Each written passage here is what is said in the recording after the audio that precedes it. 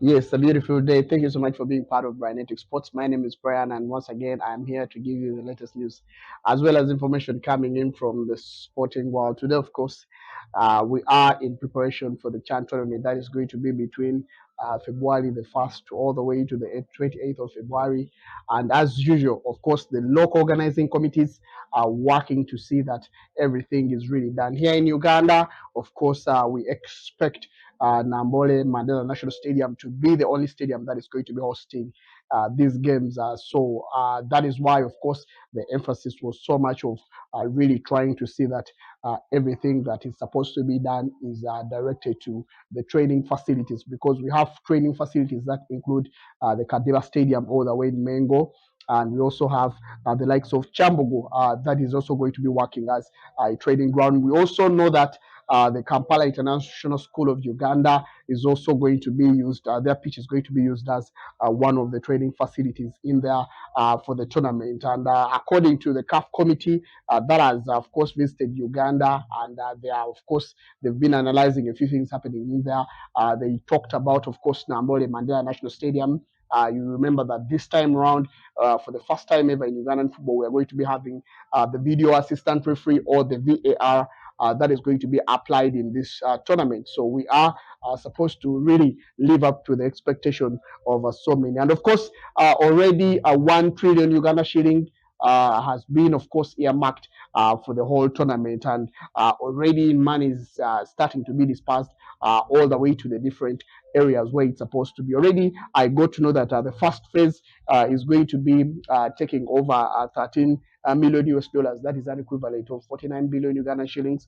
And of course, it's supposed to be money that is supposed to be helping out in a lot of things that are supposed to be happening. A lot of you have been asking why the Hoima Stadium is the only one that is progressing, and why the Akibwa Stadium, there's nothing like progress at that stadium. You all know that money that is supposed to be building the stadium is supposed to be already, I think it was 30 million.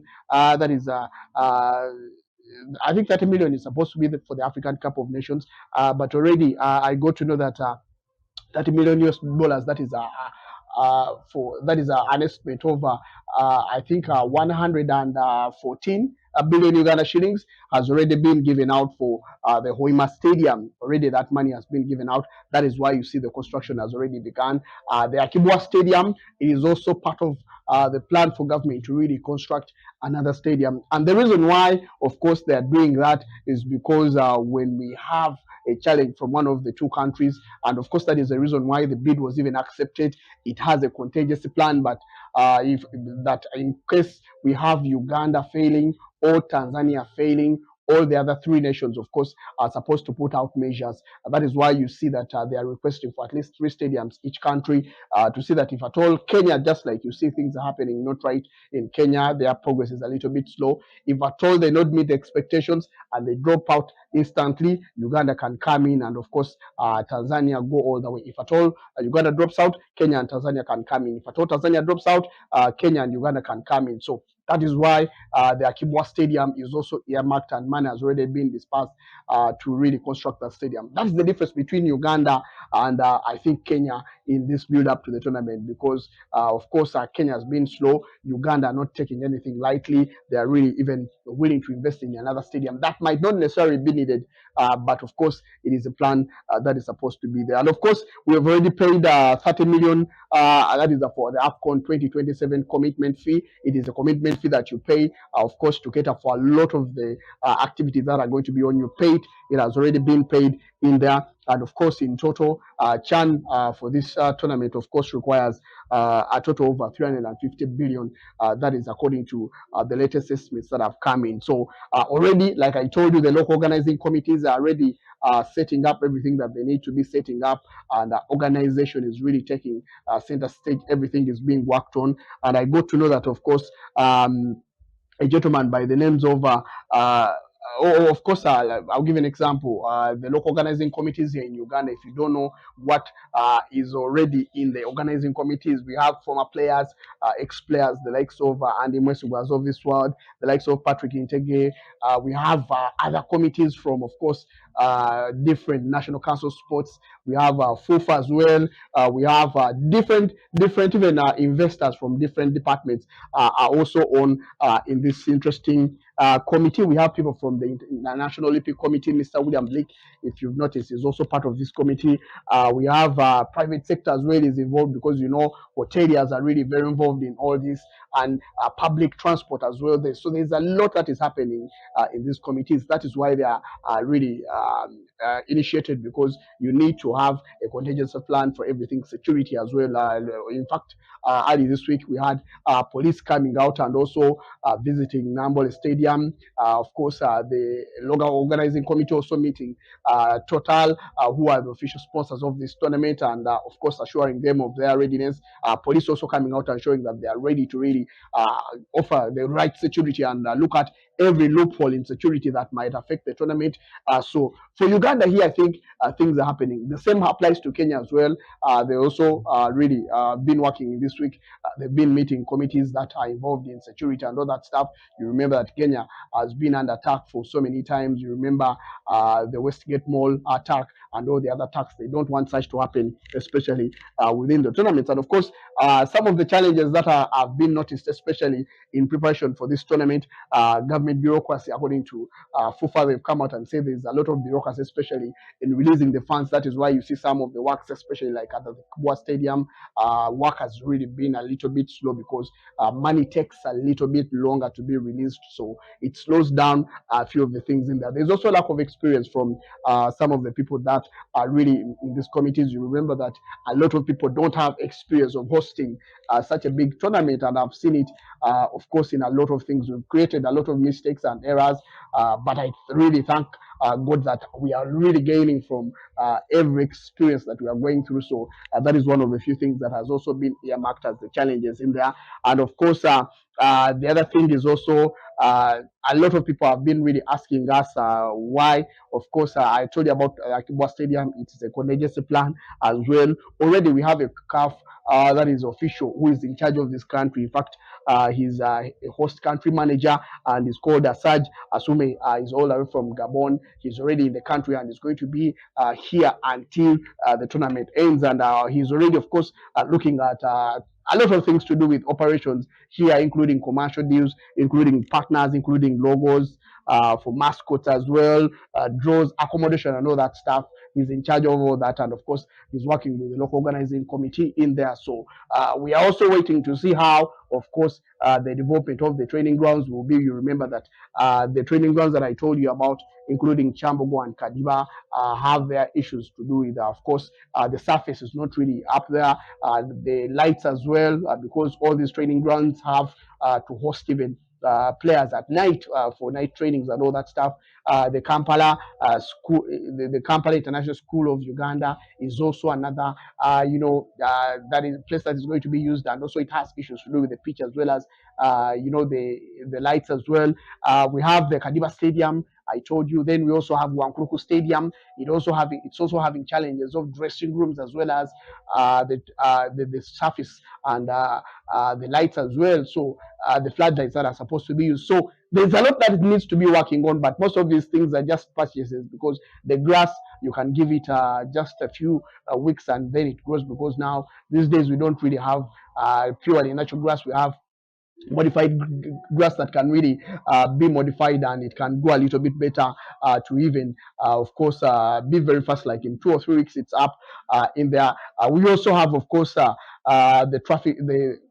floodlights, not traffic lights. The floodlights are really supposed to be installed, and we all know that procurement, of course, takes time, but I got to know that procurement is already in process, and a lot of these things have already been procured, but just a few fees that are supposed to be paid in there. We also have Makerere University as well, and Masindi training grounds. There are all other training grounds that are also being, earmarked to really host some of the teams there in training. So a lot is happening, and these are also going to be improved. They're under construction as well in there. So I also got to know that for the Hoima Stadium as well, the progress is also on.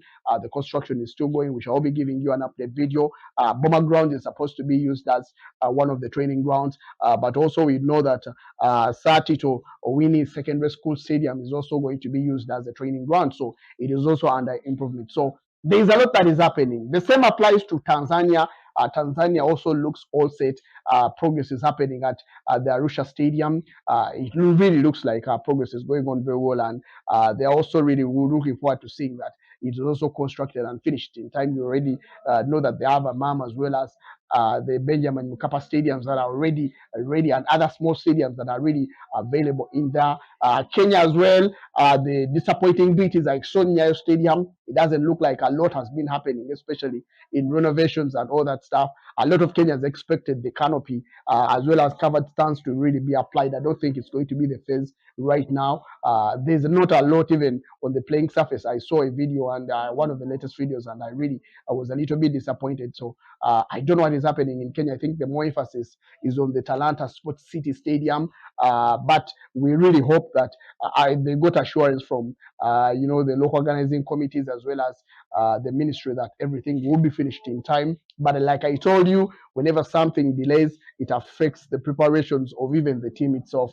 So Kenya really need to work on their deadlines as well. Like I told you, CAF told them that at least by the end of December, the stadium should be handed over to the committees, the CAF committees, to do the branding and all that stuff. So there's a lot really that is happening in there. And of course, the question would be what really is really happening. A lot of people have come out to say, why don't they give the rights to Rwanda to really co-host with Uganda and Tanzania if at all Kenya is not ready? Things do not happen that way.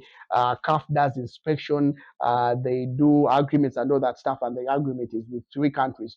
And the contagious plan was if at all one country fails out, the other 2 can take it on. That is why you see in Uganda, we have 2 stadiums that are supposed to be under construction, the Kibwa Stadium as well as the Hoima Stadium, with Nambo, of course, already available. That is why you see even in Tanzania, they already have a MAM Stadium that can be available.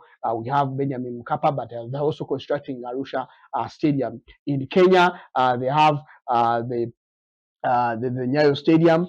They have already, of course, the Talanta Sports City Stadium, and also the other stadiums that are also being constructed in the improved, not even constructed because they have a lot of them, but they are going to be improved and of course put to the standard. So the question of Rwanda coming in, it can't happen right now. That is another issue all the way. It cannot happen at the moment. So for all the people that were expecting it to be an issue, that will not be an issue. So you should not even go there. And of course, the other question also, a lot of people have been putting in the questions and saying that who is to blame, especially for the delay. I think we are all to blame, even Kenyans themselves are the ones to blame as well. They have to start putting pressure on their government, especially through of course, they've done it and they've also been vocal, but the challenges that have been there, not entirely the government, because they are not the people that elect the FKF or the Kenya Football Federation, officials in there to have issues to do with the wrangles that are happening in the game of football. Because if at all the government comes in, which I expect it really to happen anytime, because they won't see things going astray and they don't come in because it's a huge investment in this game.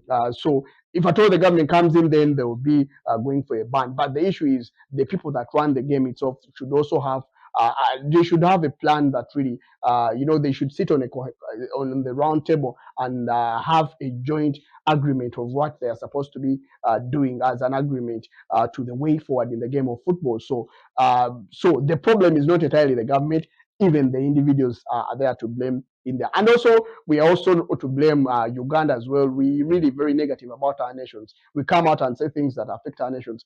I was recently, I think 2 months back, I was in Dubai, and the UAE, the Emirates, is one of the most, I should say, I'm not saying it in a bad way, but I think it is the nation that really, the way they do their policies and everything, they don't negotiate with you.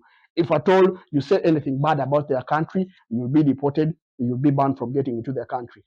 We really love putting our countries down, especially I've seen it in Uganda. We love putting our countries down. We have seen it in Kenya as well. They really love putting their country down. And sometimes they also don't accept when things do not go right. They have this pride in them that Kenya is the biggest nation in East Africa. Yes, it's the biggest nation in a few issues there, here and there. But it does not mean that in the matters of football they are going to be big because they are big in the economy and all that stuff. So we should also start really understanding the fact that we are not there as a nation. If you are told you're Kenyan and Uganda as well, we are a nation that has really had success for a lot of things around the game of football. But the issue of feeling a little bit third to the three countries has helped us because we've done our things on our pace, not trying to prove anything to anyone. Kenya sometimes, even the fans out there are very, very so much, they really look at, they really always want to be the best in the region, and sometimes it's not about being the best, but how can you sustain that in the, and I also think democracy is also an issue in all our nations here, even in Africa. I don't believe in democracy. I am more of a man who believes in dictatorship. I believe in people who come and do stuff. They don't agree with you. They may not accept what you're saying. For them, what they come is to do something that is right. We saw it in Tanzania during the COVID times. You could not see, they banned the media from promoting news about deaths and all that stuff in their country, not because they wanted to dominate, but because it was the reason why a lot of people died during the COVID times is because of what they saw on the news. And if someone gets infected and they know that whatever has killed that person, I'm infected as well, then they would really, really sometimes lose hope, and sometimes it would affect them psychologically. So sometimes you just have to come out. Rwanda, you cannot go to Rwanda and just speak badly about Rwanda. You'll face the wrath of government because they are protecting their nation. They are paying a lot of money to really come out and promote their nation. That is why at the moment you even see people coming out and saying that Rwanda is better off. But actually, since they are not better off, like most of better off than the three East African countries, the Uganda, Kenya, and Tanzania. But they promote whatever they do. They have the governments love their nations that they promote it to the best of their ability. So we also see countries like the US who promote democracy. You cannot do whatever you think you can do in their countries the way they promote it here. So I really love to see our leaders come out and do things without. That is why I love the fact that in Uganda here, Her Excellency, the First Lady, Janet Kataka Museveni, is in charge of sports. We are going to see the benefits of sports in there. Whatever is said by the leader of this country is not questioned because it is really to make the office look better and also to see that they have achieved something. So me, I don't care whether it's the first son, whether it is the first lady, provided we get what we want as a nation, especially with the development in the world of sports as the case is right now. But when you also look at countries like the UAE, my experience and me going where I was staying closer to one American school. It was an American school there, but I was just living adjacent to one of their training facilities. And I really was impressed by the way these people do their infrastructure. And I think we need to borrow a leaf. It is just a school, and of course, it has a pitch, it has basketball, it has netball. But I was really, really very impressed with quite the way they develop the facility, the training pitch as well, the pitch itself, and then the parking space around it. And then I also got to know about some of the few amenities that come with this interesting stadium. And I really looked at this, and this is just a foundation for just a school, and it's built within the city. So you can see flyovers around it, but everything was measured, how people get into this facility, how they do it.